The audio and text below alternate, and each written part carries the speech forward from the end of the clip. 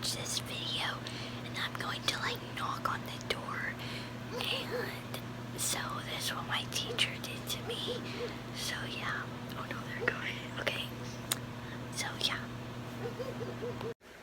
Hi. Okay, so you guys are gonna watch a scary video called Frances, and it's a CGI animated short. Okay, just so they know. Okay. And so you guys are gonna watch it.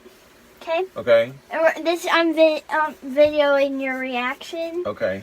And right now this is just an ad. Every day. Okay. Alright. No, it's still an ad. Hold on.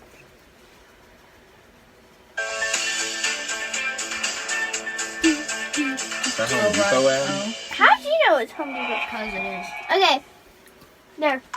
Okay. Ready? How long is this?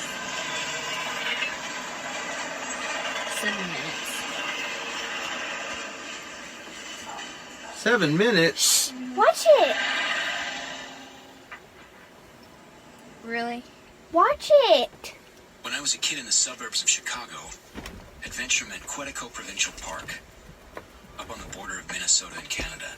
Really? The name implies the place was small, but the Quetico was a 1 million-acre nature preserve. So big you could go days Watch and it. days without seeing another soul.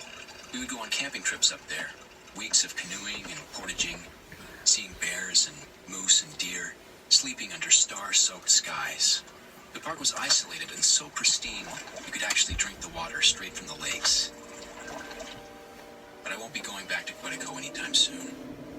Not after what happened to a girl named Frances Brandywine. It's fine. Watch it. Frances was 17 at the time. Black-haired and with a reckless nature. Determined always to leave the well-trod path, to break new ground and be alone. A few years ago, Frances was up in Quetico with her family. Quetico? They were in a remote part of the park, camped on the shore of one of the deeper lakes. A lonely body of water carved millions of years ago by a passing How do you glacier. turn this light off? The deep part of this particular lake. A little switch over there on the cord? No? The what? One night after her family went to bed, Frances took the rowboat out. Planning to find a quiet spot in the middle of the lake. Lay on the bench of the boat, look up at the sky, and maybe write in her journal. So she left the shore,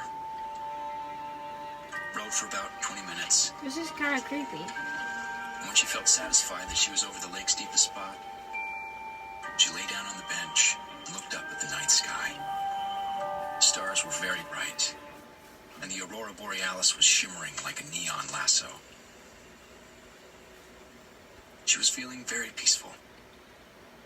Then she heard something strange. It was like a knock. She sat up, guessing that the boat had drifted to shore and run aground, but she looked around the boat and she was still a half a mile from shore.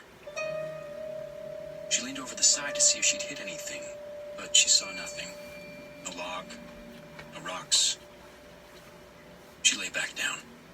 She told herself it could be any number of things: a fish, No. a turtle, a stick. This that is drifted kinda under the creepy. boat. She relaxed again and soon fell into a contented reverie. She had just closed her eyes when she heard another knock. This time it was louder, crisp, like the sound of someone knocking hard on a wooden door. Except this knocking was coming from the bottom of the boat. Now she was scared. She leaned over the side again. It had to be an animal. But what kind of animal would knock like that? 3 quick, loud knocks in rapid succession? Her mouth went dry. She held onto each side of the boat, and now she could only wait to see if it happened again. The silence stretched out. A few minutes This is passed, really creepy. As and I just did as she not think began it to would think be she'd this imagined creepy. it all, the knocks came again, but this time louder. She lunged for the oars. She got them in place and began rowing. The water was very calm, so she should have made quick progress. But after rowing feverishly, she looked around, and she realized that she wasn't moving at all. Something was keeping her exactly where she was. Oh, wow. Again, she tried rowing. She rowed and rowed on the verge of tears, but she went nowhere. She stopped. She was exhausted. Her heavy breathing filled the air. She cried. She sobbed. But soon she calmed herself again, and the boat was silent again for 10 minutes. Then 20. Again, she tricked herself into thinking she'd imagined it all. But just like before, just when she was beginning to get a grip on herself, the knocking came again, this time as loud as a bass drum. The floorboards of the boat shook with each knock. Now she was so shaken, she started making questionable decisions. The first was to lower one of the oars into the black water, trying to feel if there was some landmass, even some creature she could touch. As soon as the oar broke the water's surface, though, she felt a strong, silent tug at the other end, and the oar was pulled under. She screamed, she jumped back, and now she had no options.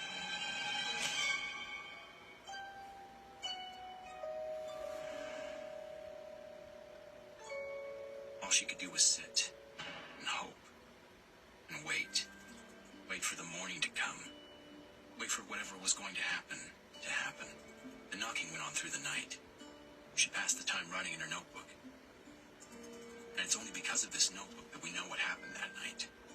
Frances can't tell us. She was never seen again.